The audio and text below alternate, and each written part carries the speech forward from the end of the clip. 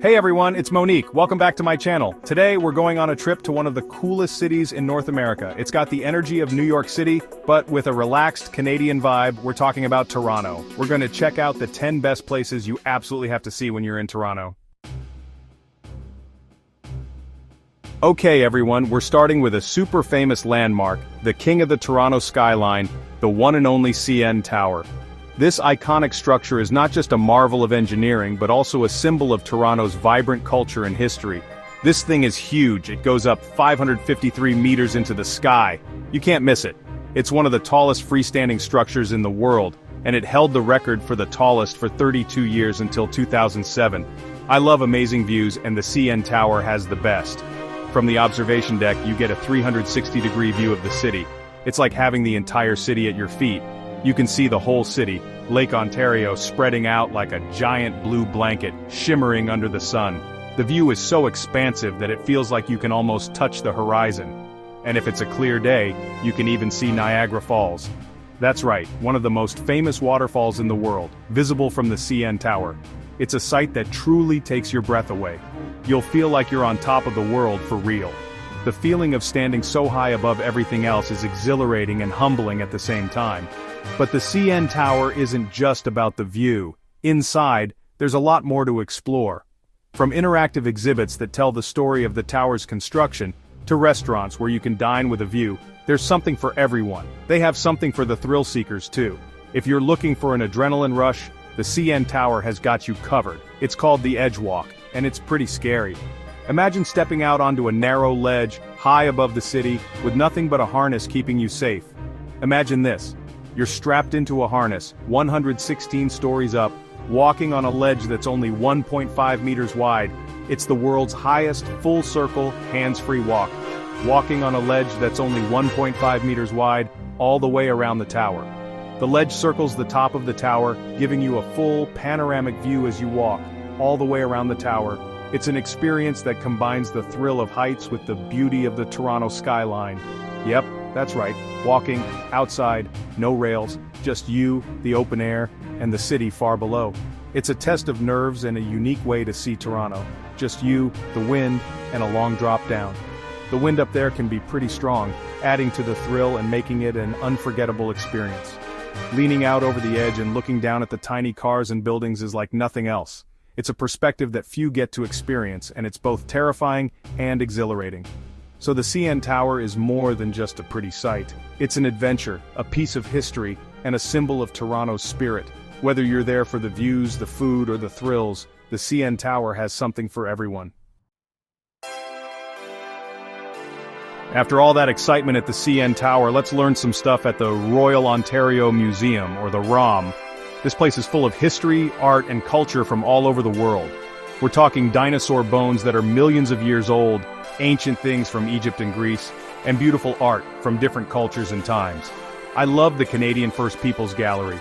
It shows the art, history, and traditions of Canada's Indigenous people. It's really powerful. But it's not all old stuff at the ROM. They also have modern art, interactive exhibits, and even a bat cave. So whether you like history, art, or just want to have fun and learn, the ROM has something for everyone. Okay, get ready to explore the ocean because our next stop is Ripleys Aquarium of Canada. I've been to lots of aquariums, but this one is really special. It's gigantic. There are more than 20,000 sea creatures from around the world, swimming in over 5.7 million liters of water. The coolest thing is the underwater tunnel.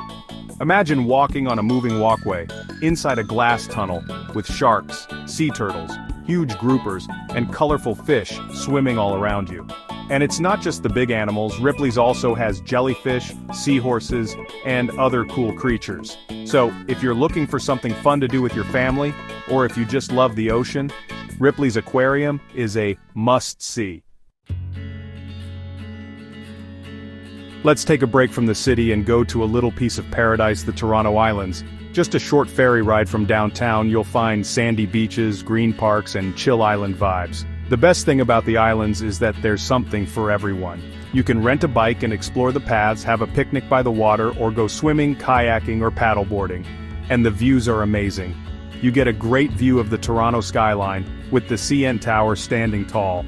The Toronto Islands aren't just about relaxing, so if you want a special experience in Toronto, take the ferry to the Toronto Islands. Okay, food lovers, this one's for you. If you have a passion for food, then the St. Lawrence Market in Toronto is a place you absolutely must visit. It's a haven for anyone who loves to eat, cook, or simply explore new culinary delights. Get ready for some delicious food at the St. Lawrence Market. This historic market has been a staple in the community for over 200 years, offering a wide variety of fresh and prepared foods. As you walk through the entrance, you're immediately greeted by the vibrant atmosphere and the tantalizing aromas of different cuisines. This place is a foodie's dream, with vendors selling everything from fresh fruits and vegetables and local cheese to fancy bread. The produce is incredibly fresh, often sourced from local farms, and the variety is astounding.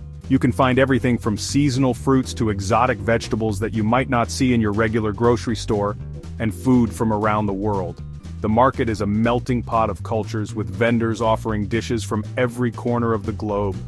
Whether you're in the mood for Italian pasta, Japanese sushi, or Middle Eastern falafel, you'll find it here.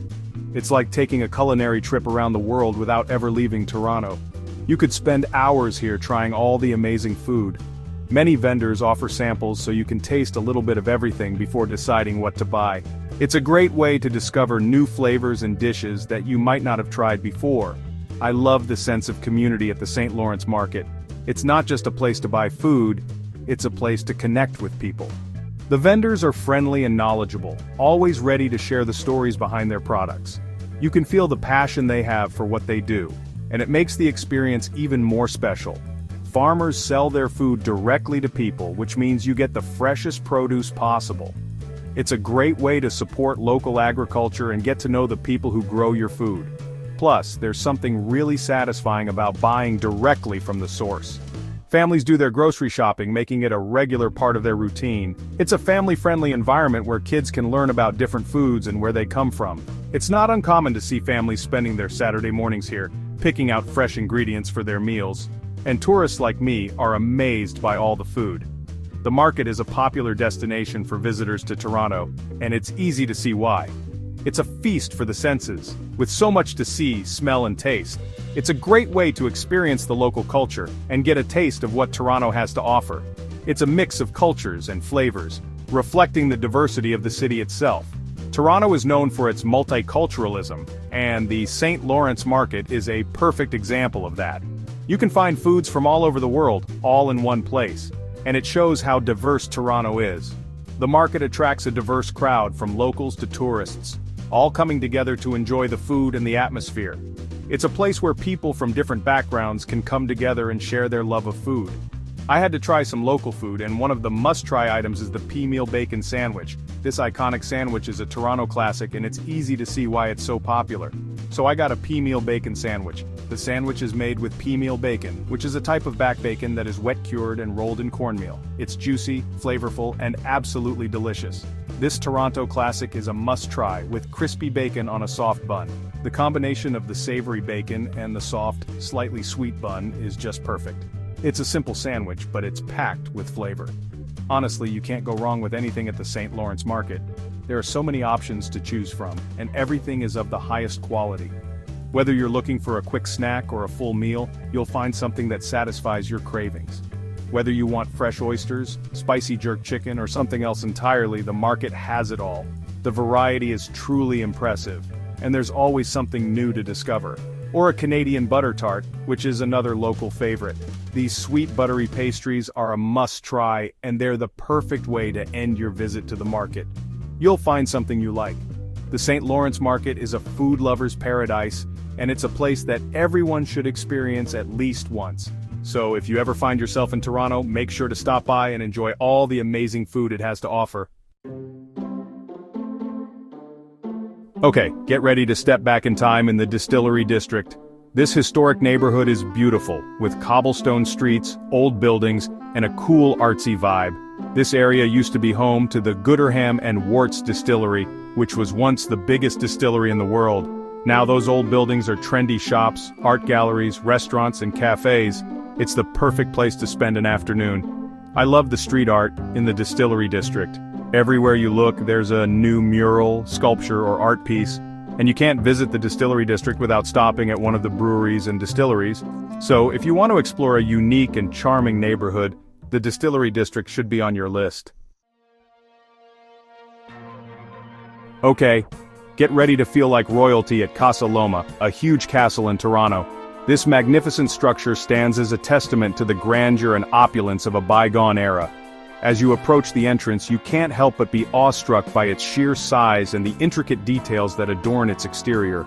This place is like a fairy tale, with its towers, secret passages, and big gardens. Imagine wandering through lush, manicured gardens that seem to stretch on forever, or discovering hidden doorways that lead to secret rooms and passages. It's a place where every corner holds a new surprise, and every room tells a story. Built in the early 1900s by Sir Henry Pellet, a rich businessman, Casa Loma was once the biggest private home in Canada. Sir Henry was a visionary who spared no expense in creating his dream home. He wanted a place that would reflect his wealth and status, and Casa Loma certainly does that. The castle's construction was a massive undertaking involving hundreds of workers and taking nearly 3 years to complete. Now it's a museum, and it shows you how rich people lived in Toronto in the early 1900s. Walking through its halls, you get a sense of the lavish lifestyle enjoyed by the elite of that time. The museum is filled with artifacts and exhibits that give you a glimpse into the past, from the elegant clothing and accessories to the sophisticated technology and innovations of the era. Inside the castle's 98 rooms, you'll see amazing details like stained glass windows, carved ceilings, old furniture, and expensive art. Each room is a masterpiece in its own right, showcasing the finest craftsmanship and artistry of the time. The stained glass windows in particular are a sight to behold, casting colorful patterns of light across the rooms. You can explore the bedrooms, the dining hall, and even Sir Henry's bowling alley. The bedrooms are grand and luxurious, each with its own unique decor and style. The dining hall is equally impressive, with a long table that could easily seat dozens of guests. And yes, there's even a private bowling alley, where Sir Henry and his guests could enjoy a game or two. The best part for me was the view from the castle towers. Climbing up to the top, you're rewarded with a breathtaking panorama of the city. It's a view that makes you feel like you're on top of the world, with the bustling city below, and the sky stretching out endlessly above. You can see the whole city, with the CN Tower in the distance. The skyline is a mix of old and new, with historic buildings standing alongside modern skyscrapers. It's a reminder of how much the city has grown and changed over the years, and how Casa Loma has stood the test of time. Casa Loma is also a little spooky. At night, the castle takes on a different character, with shadows dancing across its walls and an eerie silence that seems to hang in the air. It's easy to imagine ghosts and spirits wandering its halls, adding to the castle's mystique and allure. People say it's haunted by the ghosts of Sir Henry and his wife, Lady Mary. There are countless stories of strange occurrences and ghostly sightings, making Casa Loma a popular destination for ghost tours and paranormal enthusiasts. Whether you believe in ghosts or not, there's no denying that Casa Loma has a certain magic and mystery that captivates everyone who visits. Okay, art lovers, get ready for the Art Gallery of Ontario, or the AGO. This place is a must-see for anyone who likes art, with a collection from the 1st century to today. There are famous paintings by European artists like Rembrandt and Picasso, and a great collection of Canadian art including the Group of Seven. The AGO also has sculptures, photography, and modern art. I love how the AGO makes art easy for everyone to understand. They have interactive exhibits, educational programs, and it's free on Wednesday evenings. I love the Henry Moore Sculpture Centre. Moore was a British sculptor, known for his abstract bronze sculptures, and the AGO has a lot of his work. You could spend hours at the AGO discovering new artists and enjoying the art. Let's escape the city and go to High Park, a big green park in Toronto. This place is so refreshing with over 400 acres of forests, gardens, and even a zoo. I love how High Park lets you experience nature without leaving the city. You can hike, have a picnic by the lake, or just relax on a bench. High Park has Grenadier Pond, a pretty lake that's perfect for a walk or bird watching. You might even see turtles or ducks. If you have kids, they'll love the High Park Zoo. It has bison, deer, peacocks, and even capybaras. One of the best things about High Park is just being able to relax and enjoy nature. Okay, get ready to experience the colorful and exciting Kensington Market. This neighborhood is amazing with colorful houses, vintage shops, street food, and a cool bohemian vibe. Kensington Market is a place where you can just wander around. You can spend hours checking out vintage clothes, records, and unique shops, or get some street food like Tibetan momos or Jamaican patties. I love how diverse Kensington Market is. It's a real mix of cultures, with people from all backgrounds. Kensington Market is also known for its street art. Everywhere you look, there's a new mural or art piece. So if you want a unique experience in Toronto, Kensington Market is a must-see. So there you have it, our tour of Toronto's top 10 places to see. If you liked this video, give it a thumbs up and subscribe so you don't miss my next adventures. Until next time, keep exploring.